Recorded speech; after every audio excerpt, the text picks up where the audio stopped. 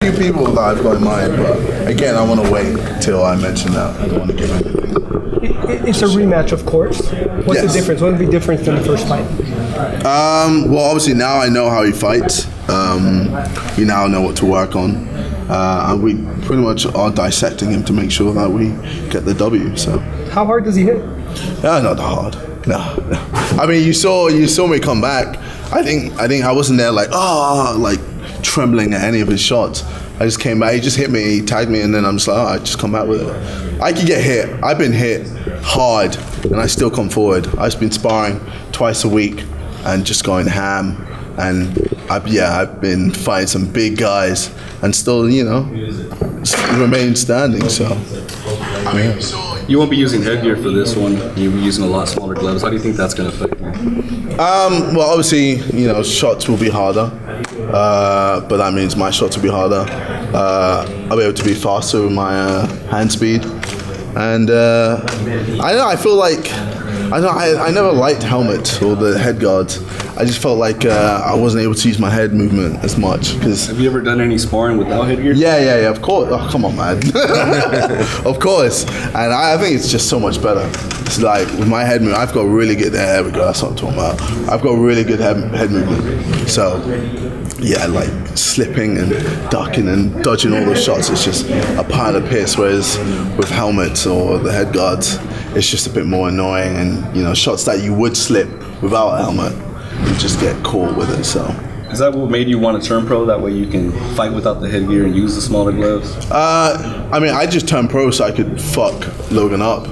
Like, that was just my main thing. I wanted him to get knocked down. With the last fight, I wanted no head guards, and they didn't agree to it. In England, it's a bit more lenient with what we want to do, and I was just there like, fuck the head guards, let's just go.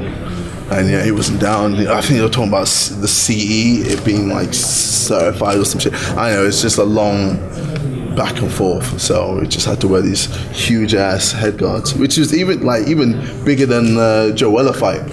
So that was a bit annoying, but. Who's some of your favorite fighters? Who do you like? Sorry? What boxers do you enjoy watching? Lomachenko. I do love Lomachenko. Tank. Badou-Jack, yeah, obviously Badou-Jack. Sorry? Tank, Gervonta? Tank as well, yeah.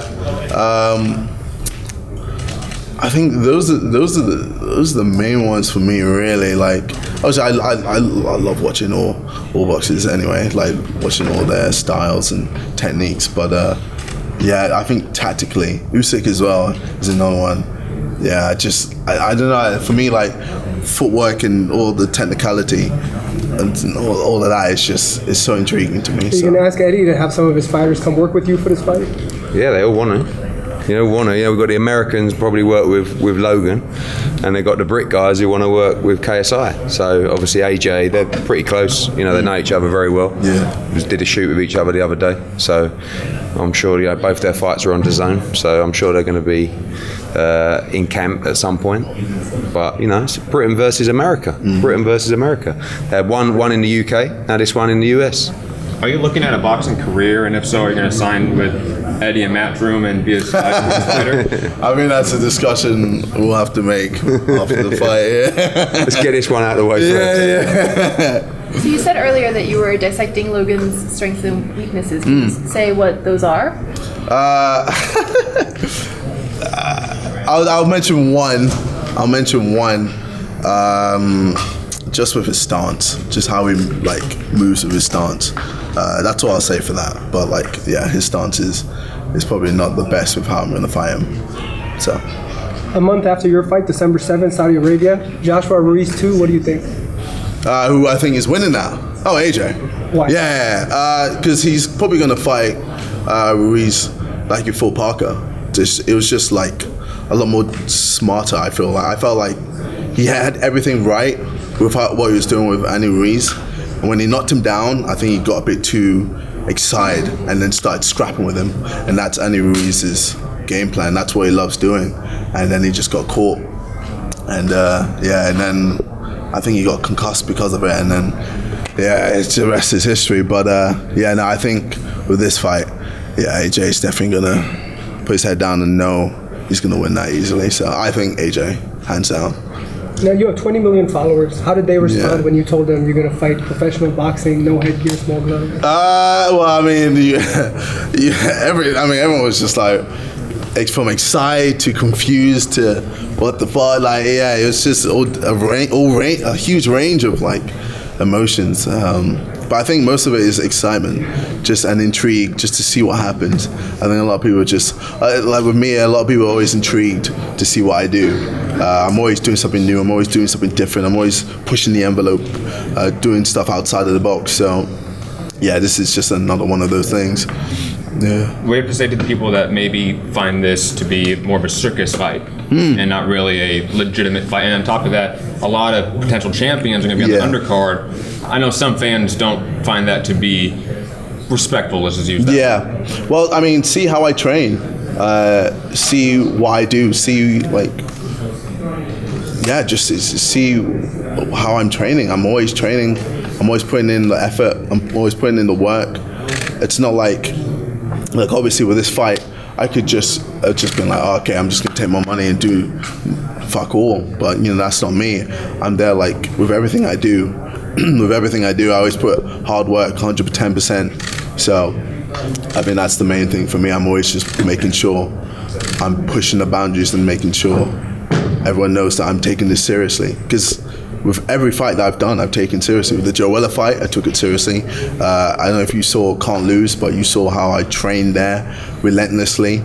Got in shape. Same with the Logan fight, worked hard relentlessly. And with this next fight, I'm going to Vegas, training with a big team, Larry, Jeff Mayweather.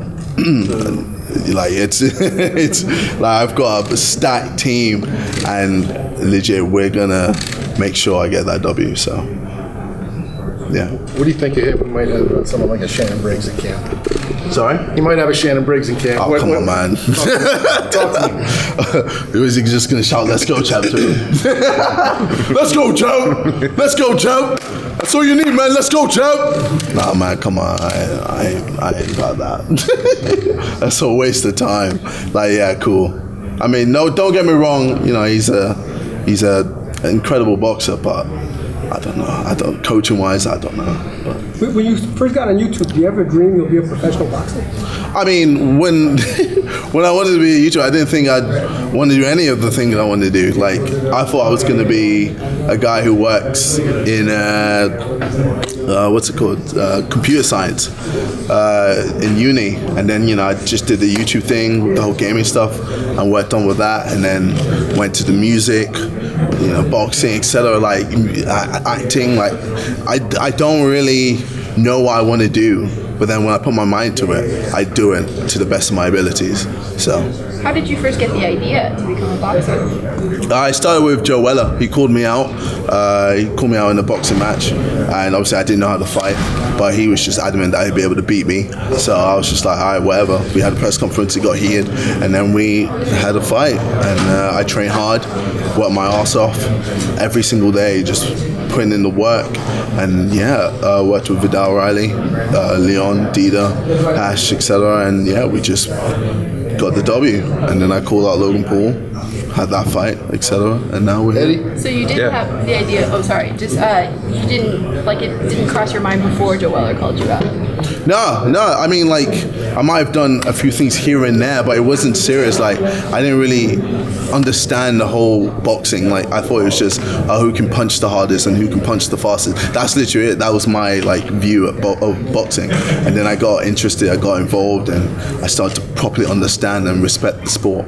And I felt like that's important for me, especially in this rematch. So, Eddie, after that first fight can you explain kind of your evolution from maybe not being on board the first time to waking up, seeing the numbers they did, and how I had a show the same night. So someone talked to me about the first one, and I just laughed. And I said, I'm a hardcore boxing fan. No way. I said, where are they doing the fight? They said Manchester Arena. I just laughed. I said, that's the biggest arena in the UK. I said, these guys are going to look like idiots. I said, who's broadcasting? I said, it's on pay-per-view. I couldn't. I was like rolling around on the floor. And then about a week later, they said, it's sold out, Manchester Arena. And they did 1.2 million pay-per-view buys. And the fight was good.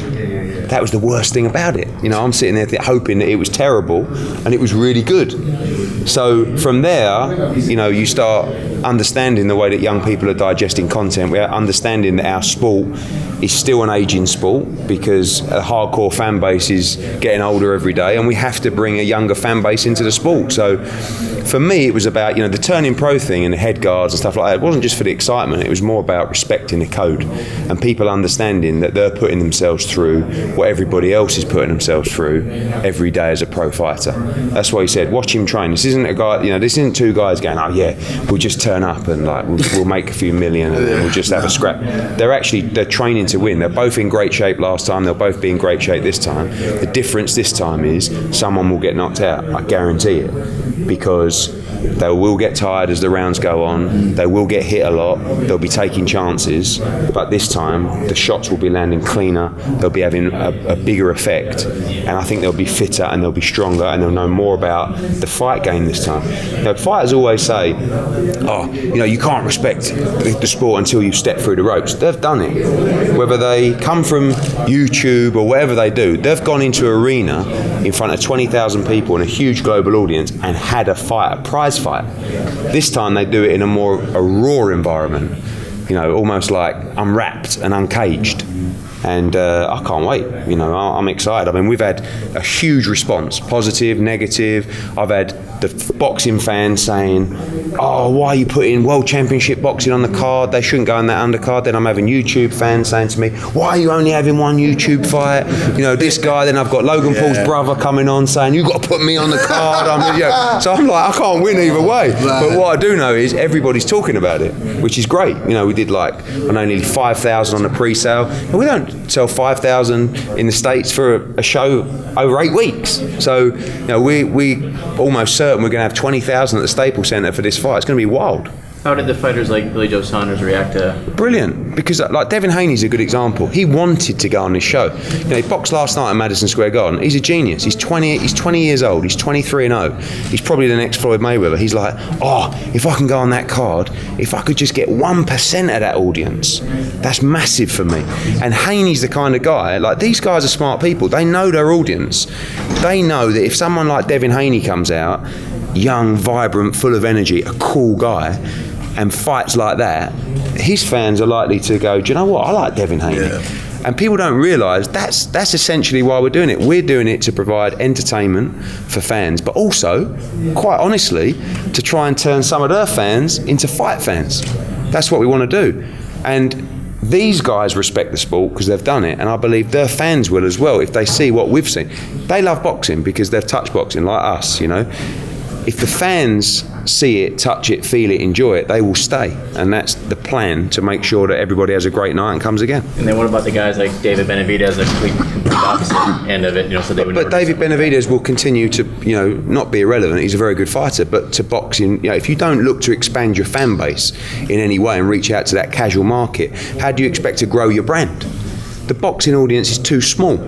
So we have to reach into the wider audience. I went out there today, I was out there at 11:30, there's like, I don't know, 100 kids out there. They wouldn't come out for a standard press conference if we did a fight at the Staples Center, but they're here to watch a fight. So they're already in. And some people say, like Lou DiBella said last night, yeah, I think these people will watch, but they won't stay. Well, that's our job, to make them stay. But if they're in, at least we've got a chance to convert them. So part one is bring them to the fight. Part two is show them what we love about boxing, and we hope you enjoy it too. So how will you market the fight to the hardcore boxing audience? By having World Championship boxing on the card. That's the whole idea. So we're saying to those hardcore boxing fans, even if you don't like these guys, come and watch Devin Haney, come watch Billy Joe Saunders. And by the way, I bet you love this fight because it's 6 rounds of war and someone's getting knocked the fuck out. So, excuse my language. So, enjoy that. And on the other side, the flip side, we're saying to those YouTube fans, come and watch the 2 of the biggest guys out there. And by the way, while you're here, come and sample some World Championship sport as well at the highest level. It's quite unique, you know, like, and that's the first thing. Like, they did a fight on the first show on the undercard, weren't that great? One of the early fights, you know, 2 guys, like, they were a bit all over the place. And when I was watching that, I was thinking, oh no. But then when I watched their fight, I thought, you know, like, they could beat some pros. You know, And I wouldn't be surprised if since these guys have taken this fight, you wouldn't believe how many people have approached me, not just to be on this card, but I'll do it. Footballers, singers, YouTube guys. Yeah, I'll do a fight because it's like a challenge, and like he'll tell you what it did for him on a fitness level. I'm sure he's never been fitter than you were before you went into that last fight. And same now, it's like they went through the disciplines that pro fighters go through. They put proper training camp, proper sparring, proper people around them. Eddie, is this something you want to do more moving forward? This kind of celebrity? If it works, yeah. I don't. Again, I've been around boxing for 30 years. I'm a hardcore boxing fan. But I'm not an idiot. I understand that we need to grow the sport, and as long as it's quality content, as long as it's exciting, as long as it's appealing, as long as it respects the sport that we love, I'm all in. And that's why this time, I really would have a problem with head guards and big gloves and all that kind of stuff. So I know he's turned pro. He's not a professional fighter. I mean, he is, but that's not his profession. But he's doing it for real. And you have to respect anyone that steps through the ropes. Despite his fame and his wealth and all that kind of stuff, it's pretty scary. I mean, I had 3 amateur fights in front of 60 people in Dagenham, right? And I was shitting myself every time. I was 13. To go out there and fight in front of a global audience, knowing now that it's very likely that you or the other guy are going to get laid out flat in front of the whole world, that's quite scary in itself, And that's what I want the people to embrace in this fight and the build-up. Understand the risk in this fight. It's not just a payday. This is a dangerous sport. Dangerous sport. Respect the sport and understand the dangers before you step in the ropes. And these guys know this is for real. It's not a gimmick. So this is a real fight, and it's dangerous. And they need to train hard and be physically ready, because they both, don't particularly like each other. So and even they're very competitive people. So they're desperate to win this fight and win it in a spectacular fashion. KSI, you have someone for Logan Paul's brother to be on the undercard, someone on the team? Yeah, Gibb. Elyson Gibb. That's who you should fight, 100%. You shouldn't fight anyone else. I don't know why he wants to fight Soulja Boy. I don't know why he wants to fight Fousey Tube. None of that. I want to see him fight Elyson Gibb. So that's all I gotta say for that. Why do you have beef with Logan? I just don't like him, man. Why? He's cool. Well, I mean, how's what? Oh, him filming the dead guy is cool. Is that cool for you? No. Well then, him using his dog's death for views. Is that cool? Him tasing rats and all that, and him just he's just a dickhead. Same with his bro. They're just cunts. I don't like them as people. People are saying we'll be friends after. I ain't being friends with him. I mean, same with Joe Weller. I didn't like him. You ain't seen me hang out with him. Yeah, we'll take a pic. I mean, he asked me for a pic, but besides that, that's as far as it goes. So, yeah, that's all I said for that. Tell us about your Vegas camp and why you chose to hold it there. Well, I mean, I'm with the best team, man. Who else would I want to go with? Amir's got me in. I know you've got me in good hands. Larry is gonna make me work. Jeff is a genius in the game. But he knows his stuff, man. And obviously we got Leon, who's going to push me as well. Vidal, obviously he's going to be a world champion soon, and he's pushing me as well.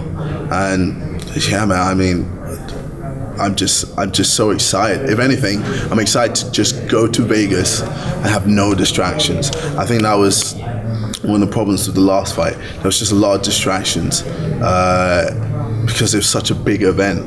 I think now being in Vegas and literally being closed off from the outside world and just thinking boxing, living, breathing boxing, I think that's just going to push me to another level. That about Vegas, no distractions. Well, I mean, I'm not drinking. I mean, I haven't been drinking for months. I'm so focused, man.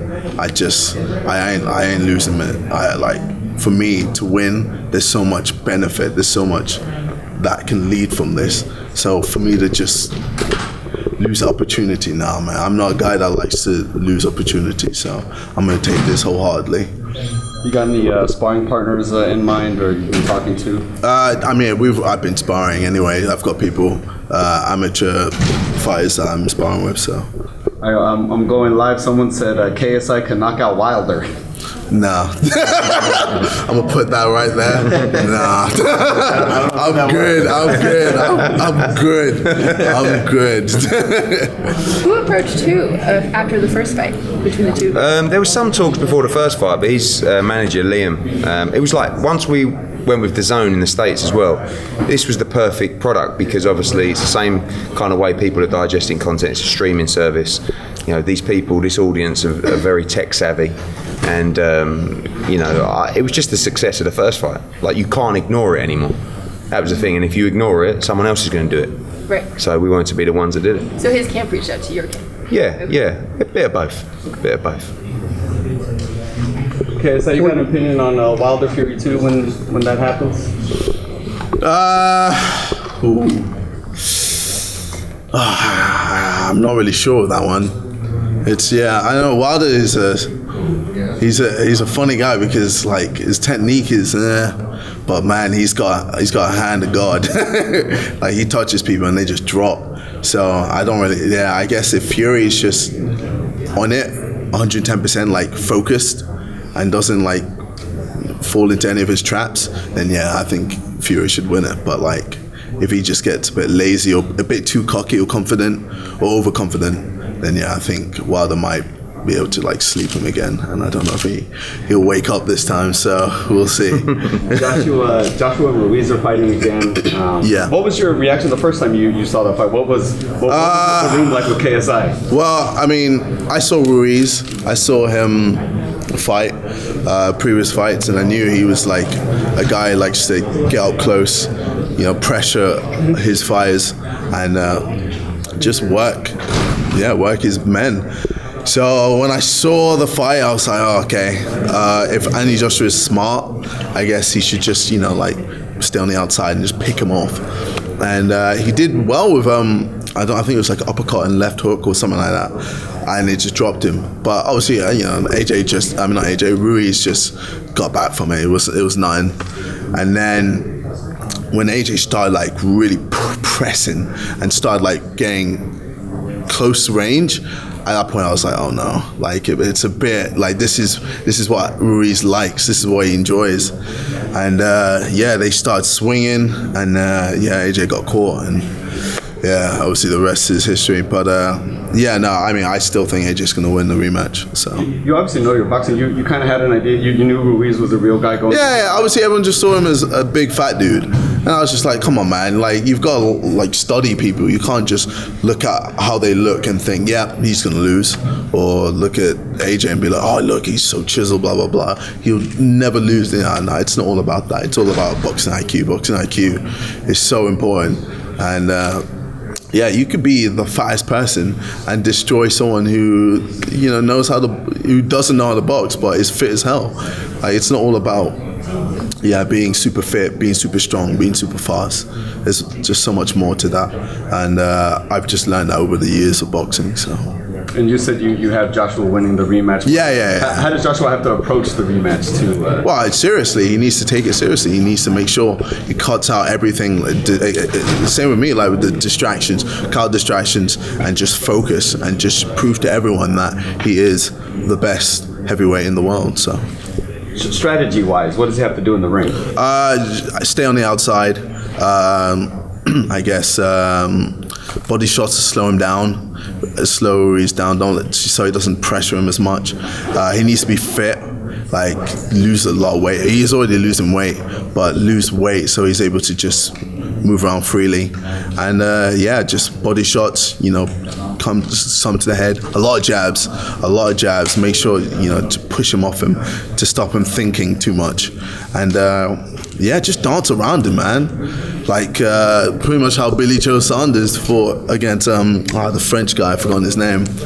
Lemieux, yeah. Pretty much similar to that.